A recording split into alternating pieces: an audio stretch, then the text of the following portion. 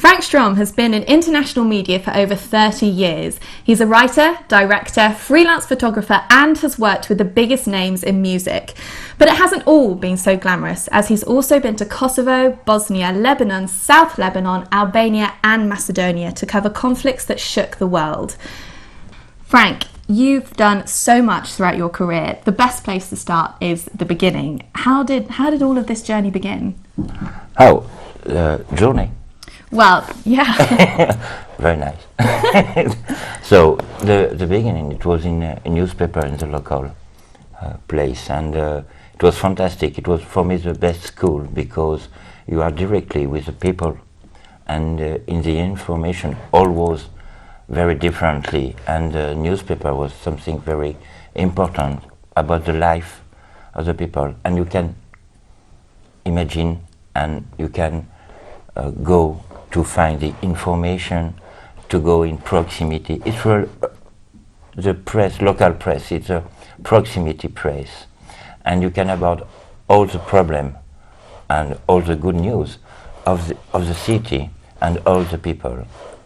And that it was very, very important because I start in magazine, in photos, and we start in laboratories for making rolls and all that thing, and it was a very, very good school because when you have very important scoop, you must to go directly to the redaction, and all was manual. We don't have all the digital camera, we don't have computer, nothing at all. It was really the first time, and we learned really well this job and this work of the photography and the press. What kind of action were you witnessing back then? What were you capturing? Oh, it was like I want. If I saw works on the road, I go to the council to say, "Oh, what's happening there?" And you make 2 pictures, and you have the information. Because since 1 week or 2 weeks, you have every morning a lot of people and a lot of cars waiting, stay, and nobody knows what's happening. And also you have in all the manifestation for, you see the association, you have all the political life in the town. I think we've got a picture of the conflict that you were covering at the time. Yeah. It must have been huge adrenaline. Was it? Did you love it? It must have been quite scary at the same time. I love all that, all this report and all that things because it's a part of me, really, and it was very important to be the témoin of what's happening in the world and in this country, because it was very very hard to the people for the extermination, and it's the same story all the time, but for all this story it was important, and also because French or English and international was directly in this conflict.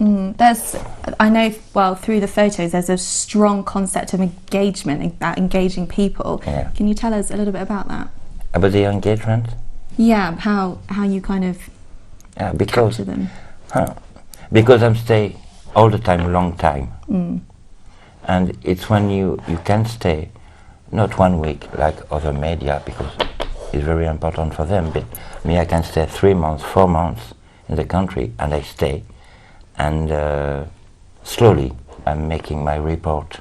I know for what I'm, and when you are there, you make the first one, and after you find a camp, and you start to work about a camp. After up you go in another, and during 3 or 4 months you are really in the situation, and you find the people very differently. Did you because kind of overnight you found yourself as being a really serious reporter through photography. Did it feel like a duty, or was it just something that just grabbed you, that you had to do justice? You speak about justice. I don't think justice or the only way. It's not for justice, because we don't change the world with cameras and everything, but it's very important to have these pictures for the memory, for the younger and in the present for the people, because it's not very, very far. It's 4,000 kilometers, that's all. It's just in order. And for that it's important to make this sort of report and all the other, because we are really témoins of what's happening now. And now the world changing really. Has war and troubled countries, is that a big running theme through the 30 years that you've been working in media? If the what? Is war? Is war? Yeah. Is it a strong theme throughout your work? Yes, really, because like I said, there is not a better war than another war. War is war without no words just behind it, just war. And too much war. When I see now with Gaddafi, what's happening, we are with England in another war again. And it's all the time, it's children, wife, and the poor people who have any problems all the time. So you spent years out there covering this thing. What inspired you to kind of move on and develop your career into something different? Because it's very conviction. It's conviction because I think everybody can have place on the here where we are living, and we must to be tolerant. You must accept the other in the differences about religion, everything, and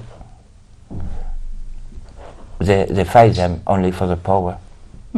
It's the only thing for why, and for also economic things and everything, but it's the power.